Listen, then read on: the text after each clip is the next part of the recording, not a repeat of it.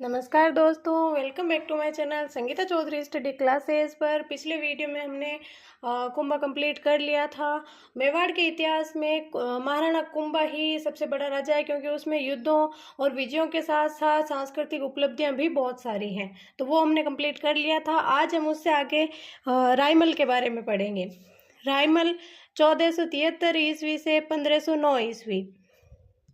यह भी महाराणा कुंभा का ही बेटा था और इसने अपने भाई उदा को जावर और दाड़िमपुर के युद्धों में हराया था। उदा ने मालवा के गयासा से सहायता प्राप्त करने की कोशिश की, लेकिन उसकी मृत्यु हो गई थी बिजली गिरने से, और रायमल ने गयासा को भी हराया। ये कुछ रायमल के बारे में। और रायमल ने एकलिंग मंदिर का वर्तमान स्वरूप बनवाया था। और आपको याद होगा, बप्पा रावल ने एकलिंग मंदिर का निर्माण करवाया कैलाशपुरी उदयपुर में, और मोकल ने एकलिंग मंदिर का परकोटा बनवाया, और इसने रायमल ने एकलिंग मंदिर का वर्तमान स्वरूप बनवाया था। और इसने चित्तौड़ में अद्भुत शिव मंदिर या अद्भुत जी के मंदिर का निर्माण भी करवाया था। और रायमल की बहन रमाबाई ने जावर में रमा स्वामी मंदिर का निर्माण करवाया। और रमाबाई ने अपने पिता कुंभा की तरह ही वह संगीत में रुचि रखती थी, इसलिए उसे उसकी उपाधि हमें वागीश्वरी भी मिलती है। ये बात भी आपको ध्यान रखनी है। कुछ बातें रायमल के बारे में, जैसे एकलिंग मंदिर का वर्तमान स्वरूप, अद्वैत जी का मंदिर, और कुछ इसकी बहन रमाबाई के बारे में, जावर में रमा स्वामी मंदिर का निर्माण, और ये संगीत में रुचि रखती थी, इसलिए वागीश्वरी उसकी उपाधि थी।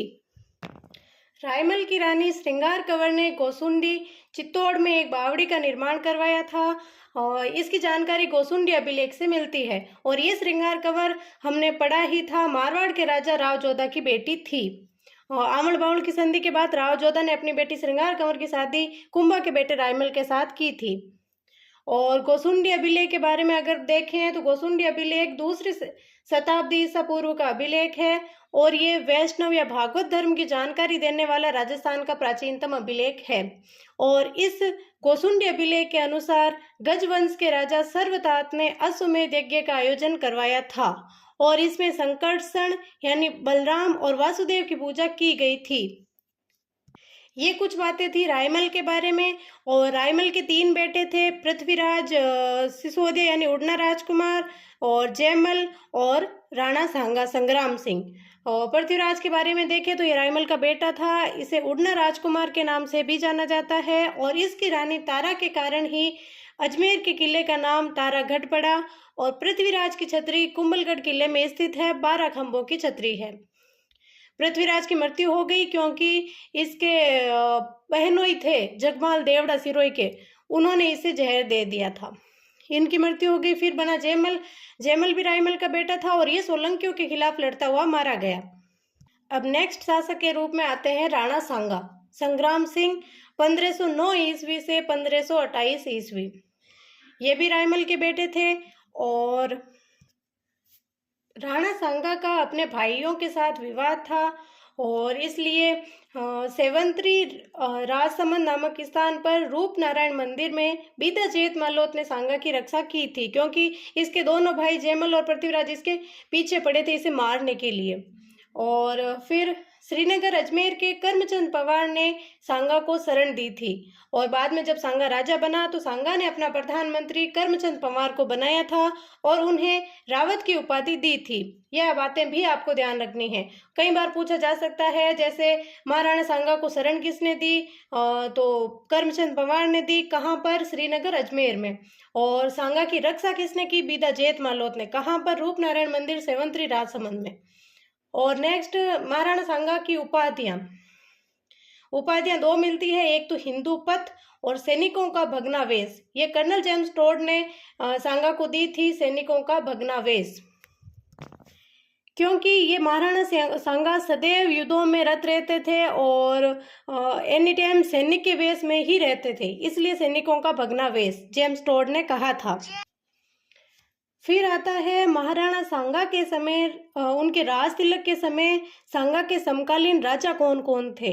तो दिल्ली का राजा था सिकंदर लोदी, गुजरात का था महमूद शाह बेगड़ा, मालवा का था नासिर शाह खिलजी। कई बार ऐसे पूछ लेते हैं क्योंकि सांगा ने युद्ध तो इब्राहिम लोदी के साथ किया था दिल्ली के, और राज तिलक के समय राजा था दिल्ली का सिकंदर लोदी, गुजरात का महमूद शाह बेगड़ा, मालवा का नासिर शाह खिलजी।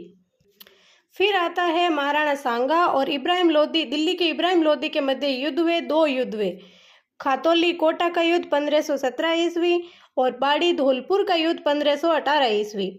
और इस बाड़ी के युद्ध में इब्राहिम लोदी का सेनापति थे मियाँ माखन, मियाँ हसन। दोनों ही युद्धों में महाराणा सांगा जीत गया और इब्राहिम लोदी हार गया। फिर महाराणा सांगा और मालवा के महमूद खिलजी सेकंड के मध्य युद्ध हुआ, गागरोन झालावाड़ का युद्ध 1519 ईस्वी। इस युद्ध का कारण क्या था?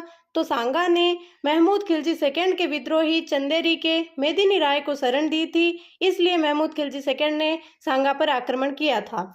और इस युद्ध में, गागरोन या झालावाड़ के युद्ध में सांगा जीत गया और सांगा के सेनापति हरिदास चारण ने महमूद खिलजी सेकंड को गिरफ्तार किया और इसलिए सांगा ने उन्हें 12 गांव दिए थे। अभी हमने सांगा के बारे में 3 युद्ध पढ़े थे, इब्राहिम लोदी के साथ 2 युद्ध, खातौली 1517, बाड़ी 1518 और महमूद खिलजी सेकंड मालवा के साथ गागरोन का युद्ध 1519 ईस्वी। नेक्स्ट है ईडर। ईडर में उत्तराधिकार संघर्ष था भारमल और रायमल के मध्य। रायमल का साथ दिया महाराणा सांगा ने और भारमल का साथ दिया गुजरात के मुजफ्फर शाह ने।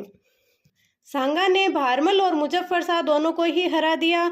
और अगर हम देखें तो सांगा और गुजरात के मध्य युद्ध के कारण क्या थे, कई बार ऐसे भी पूछा जाता है, ये भी आपको ध्यान रखना है। सांगा और गुजरात के मध्य युद्ध के कारण थे, एक तो नागौर, दोनों ही नागौर को जीतना चाहते थे। दूसरा था गुजरात द्वारा मालवा का सहयोग करना, क्योंकि मुजफ्फर शाह गुजरात जो था उसने गागरोन के युद्ध में मालवा का सहयोग किया था। तीसरा था ईडर का उत्तराधिकार संघर्ष। ये मोस्ट कारण था ईडर का उत्तराधिकार संघर्ष, क्योंकि इसमें मुजफ्फर शाह, गुजरात के मुजफ्फर शाह ने ईडर के भारमल का साथ दिया, जबकि सांगा ने रायमल का साथ दिया था। आगे अगर हम देखें तो इब्राहिम लोदी जब खातौली कोटा का युद्ध और बाड़ी धौलपुर का युद्ध, दोनों ही युद्ध हार गया, तब इब्राहिम लोदी के सेनापति दौलत खां और आलम खां ने बाबर को आमंत्रित किया इब्राहिम लोदी पर आक्रमण करने के लिए। तब बाबर ने 21 अप्रैल 1526 ईस्वी को इब्राहिम लोदी पर आक्रमण किया। पानीपत का प्रथम युद्ध हुआ जिसमें इब्राहिम लोदी मारा गया और बाबर की जीत हुई। ये पानीपत का प्रथम युद्ध 21 अप्रैल 1526 ईस्वी, यह आपको बोनस के तौर पर है, आप इसे भी ध्यान रखना, कई बार पूछ लेते हैं ऐसे। और आगे बढ़े तो बाबर ने महाराणा सांगा पर आक्रमण किया। 16 फरवरी 1527 ईस्वी बयाना भरतपुर का युद्ध हुआ। इसमें बयाना का किला इस समय मेहंदी ख्वाजा के पास था और बाबर ने सुल्तान मिर्जा को किले की रक्षा के लिए भेजा था और ये सांगा की अंतिम विजय थी। सांगा इसमें जीत गया, बाबर हार गया। कई बार ऐसे नहीं पूछ के ऐसे पूछ लेते हैं कि जब बयाना का युद्ध हुआ तो उस समय बयाना का किला किसके पास था, तो मेहंदी ख्वाजा के पास था। बाबर की तरफ से सेनापति कौन आया? सुल्तान मिर्जा आया। जीत सांगा की हुई और बयाना भरतपुर में है और इसकी युद्ध की डेट है 16 फरवरी 1527 ईस्वी। ये सब बातें आपको ध्यान रखनी है, बार बार रिवाइज करना है और ये वीडियो आप बार बार पढ़ेंगे तो आपको जल्दी याद हो जाएगा। और नोट्स देखते रहें। वीडियो अच्छा लगे तो like, comment, share and subscribe जरूर करें। नेक्स्ट वीडियो में हम खानवा का युद्ध पढ़ेंगे। तब तक के लिए थैंक यू।